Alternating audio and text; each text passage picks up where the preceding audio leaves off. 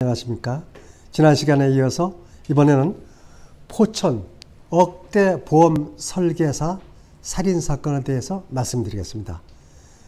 항상 그렇듯이 절대로 살인사건 같은 대형 사건은 성공할 수 없습니다. 반드시 잡히게 되죠. 범인은 아무리 치밀하게 계획을 세워서 범행을 하더라도 알게 모르게 범행 흔적을 남기기 마련입니다. 이 흔적을 빨리 찾느냐 늦게 찾느냐에 따라서 사건 해결의 그 실마리가 달라집니다. 이 사건은 2004년 1월달 포천에서 어느 보험회사에서 가장 잘 나가는 소문이 난 유모 당시 47살 된 설계사 이분이 실종됨으로써 수사가 시작됩니다. 이 가족들에 의하면은 며칠째 집에 들어오지 않고 이 신고를 받은 경찰은 그녀가 평소에도 주변의 보험 설계사 가운데서도 유독 잘 나가는 현금을 많이 가지고 있다는 걸로 알려진 분이었기 때문에 우리는 보험 들겠다라고 유인해서 살해한 걸로 이렇게 판단이 섰습니다. 다만 그녀가 가지고 있던 신용카드 등은 전혀 현금화한 사실이었기 때문에 강도 부담도 어떤 원한 쪽일 수도 있다라는 측면에서 한편 수사도 시작됩니다.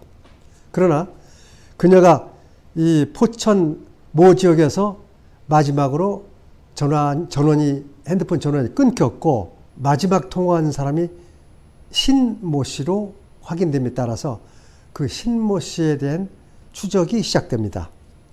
그러나 그 신모 씨의 거주지까지 확인했지만 집에도 안 들어오고 그래서 그 신 씨 통화 내역을 모두 모아가지고 조사한 결과 심 또는 오 자기 나이 비슷한 남자들과 자주 통화하고 사건 이후에도 서로 연락을 주고받는 걸로 확인됐기 때문에 우리는 심 씨와 오, 신 이 세 명에 대한 신병을 확보하는데 이제 주력하기 시작합니다. 하지만 이들은 경찰 수사가 진행되자 이틀 만에 모두 전화를 꺼 있는 등 서로 연락이 안 되고 따라서 소재 발견하는데 상당히 어려움이 있었습니다.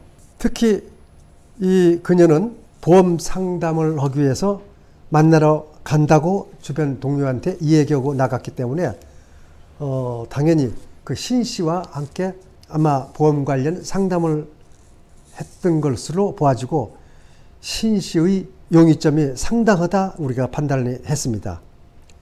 따라서 그녀는 이미 살해가 됐고 그 시신도 포천 어딘가에 안매장되어 있을 것으로 알고 이제 우리가 조사를 하기 시작합니다. 한편 사건 발생 5일 후에 심 씨의 소재를 파악을 해서 신병을 확보하게 됩니다.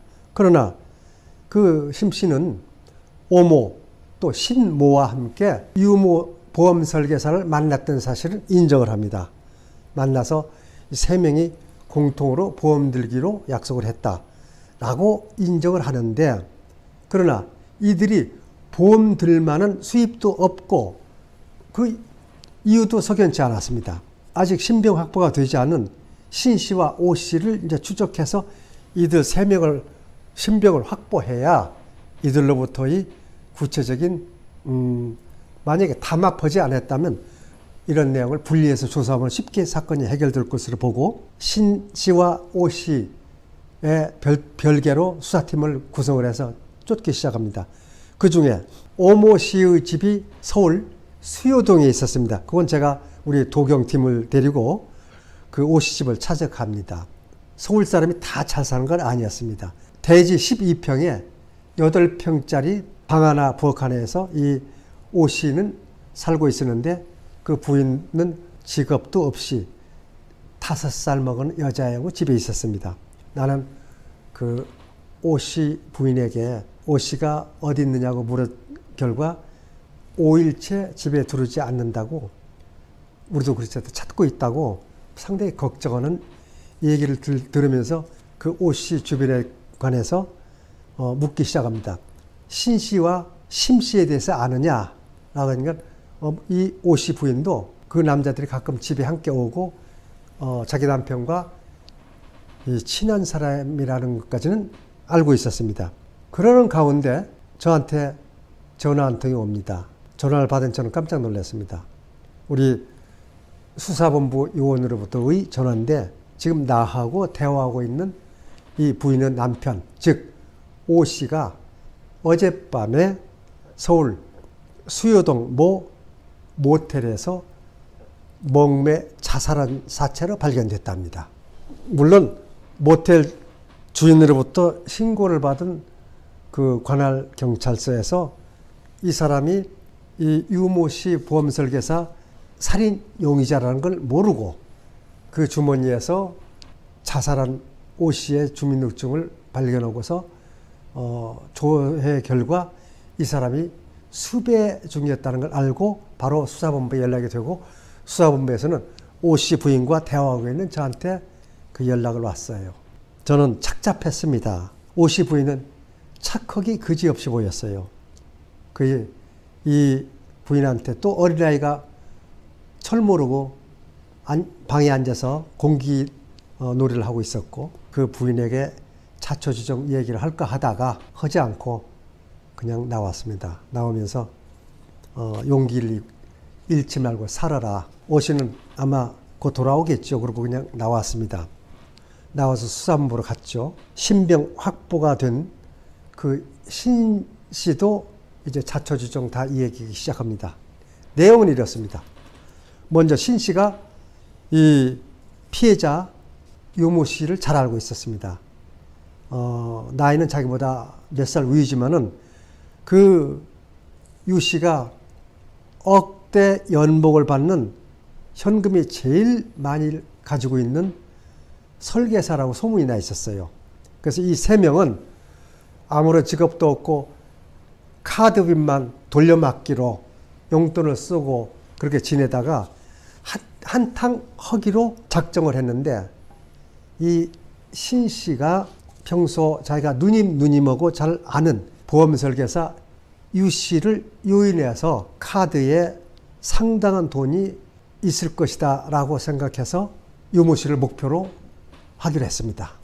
이들은 처음에는 살인의 고의는 없었고 카드만 뺐고 그 비밀번호를 알아내서 현금만 뺏는 걸로 사건을 정리하기로 했다고 하지만은 그건 아닙니다.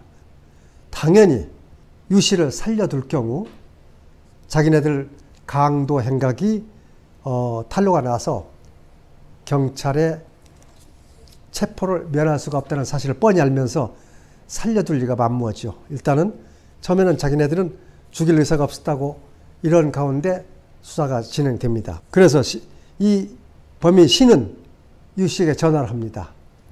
우리 어느 모 다방에 있는데 누님 이리 나와주세요. 우리 세 명이 보험 들기로 했습니다. 그러니까 이 말을 믿은 설계사 유 씨는 약속된 장소에 나갑니다. 나가서 그들과 함께 차를 타고 철원 가는 방향으로 가면서 인적이 드문 곳에서 갑자기 강도로 돌변해서 폭행을 하고 카드를 뺐습니다. 뺐고 우선 몸에 지닌 금폐물을 뺏고서 비밀번호를 대라고 했으나 이 유 씨는 끝까지 비밀번호를 대지 않습니다. 그러다가 얼굴에 상처도 나고 많이 구타를 당하고 있던 유 씨가 이러면 안 되지 않느냐. 내가 신고하겠다. 라고 얘기하니까 일단은 목을 눌러서 죽입니다. 그리고 광덕산까지 그 고개까지 가서 광덕산 높은 경사도가 심한 계곡에다가 완전히 목을 눌려 죽인 상태에서 밀어 굴려 넘어뜨립니다. 한참 굴러간 시체가 보이지 않자 이들은 되돌아갑니다. 그러나 애당초 쉽게만 생각했던, 즉 카드를 뺏고 비밀번호를 알아내면은 몇 천만 원을 쉽게 얻어낼 수 있을 걸로 알았던 이들의 계획은 이제 수포로 돌아갔습니다. 결론은 엄청난 사건, 살인만 저지르고 손에 쥔 건 목걸이라든가 몇 개 금붙이 정도였습니다. 그리고 이들은 이제 행동 지침을 서로 약속을 합니다. 서로 만나지 말고 꼭 필요하다면 핸드폰으로 연락을 주고받되 서로 만나지 말자라고 각각 헤어집니다. 그러는 가운데 유 씨 가족은 실종 신고를 했고 경찰의 수사가 시작되고 이제 핸드폰 추적이 시작되고 이러는 걸로 알고 이들은 각각 개별로 피해 다니면서 숨어 지냅니다. 결론은 말씀드린 대로 범인 오 씨는 돈 한 푼 만져보지도 못한 가운데 살인 범행에 가담하고 양심의 가책을 느껴서 서울 수유동에 모텔에 혼자 들어가서 자다가 자살을 했고 범인 신과 심은 체포가 됐죠. 체포가 되고 이들은 범행 동기에 대해서 말씀드린 바와 같이 아무런 직급도 없고 카드 돌려막기로 근근히 생활하다가 그 억대 연봉을 받는 보험 설계사 유 씨가 범행 대상은 됐지만은 이 사건을 수사하면서 참 안타까움이 많았습니다. 이렇게 했으면은 범인으로부터 피해를 당하지 않았을 텐데 라는 생각이 들었는데 이와 관련해서 몇 가지 말씀드릴까 합니다. 지금 이 시간에도 전국의 수많은 보험회사 설계사분들은 하루에도 수많은 사람을 만납니다. 그 중에 대다수는 범행과 관련이 없습니다만은 일단 여러분 당시 사건 자료 화면을 한번 보고 제가 마지막으로 범죄 예방과 관련해서 말씀드릴까 합니다. 피살 사건은 억대 연봉을 노린 남자들이 저지른 범죄였습니다. 부천과 포천 학생 실종 피살 사건에 이은 끔찍한 사건인데 이래서야 어디 무서워서 집 밖에나 나갈 수 있습니까? 백승규 기자입니다. 경기도 포천시 광덕산 정상부근 지난달 20일 땅을 보러 간다며 나갔다 실종된 보험 설계사 47살 유모 씨의 시신 발굴 현장입니다. 유 씨는 이곳에서 40km 떨어진 포천시 가산면의 한 창고에서 살해돼 이곳에 버려졌습니다. 용의자는 34살 신모 씨와 35살 신모 씨 그리고 지난 11일 서울의 한 모텔에서 스스로 목숨을 끊은 오모 씨 등 3명이었습니다. 이들은 지난달 20일 거액의 보험을 들어주겠다며 보험 설계사인 유 씨를 유인해 신용카드를 뺏은 뒤 비밀번호를 알려주지 않자 살해했습니다. 뭐라도 해보고 싶었는데 다 안 돼서 처음엔 죽이는 생각 없었습니다. 하도 반항이 심했고. 완전 범죄를 위해 강원도가 인접한 이곳까지 시신을 옮겨온 뒤 30m 절벽 아래로 던졌습니다. 신용카드 빚에 쪼들려온 이들은 유 씨가 고액의 연봉을 받는다는 사실을 알고 범행을 공모했습니다. 평소에 이제 돈이 많고 부동산도 좀 있고 또 연봉도 1억이 넘는 보험 설계사를 선택을 합니다. 이들은 지난달 좁혀오는 수사망에 스스로 목숨을 끊은 오모 씨의 주변 인물을 추적한 경찰에 덜미를 잡혔습니다. MBC 뉴스 백승규입니다. 자, 여러분 수업 많은 보험 설계사 분들이 많은 사람들을 만납니다.